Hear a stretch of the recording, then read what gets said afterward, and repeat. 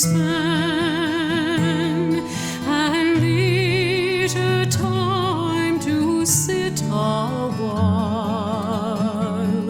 There is a fair maid in this town who sorely has my heart beguiled. Her rosy cheeks and ruby lips alone she holds my heart enthralled.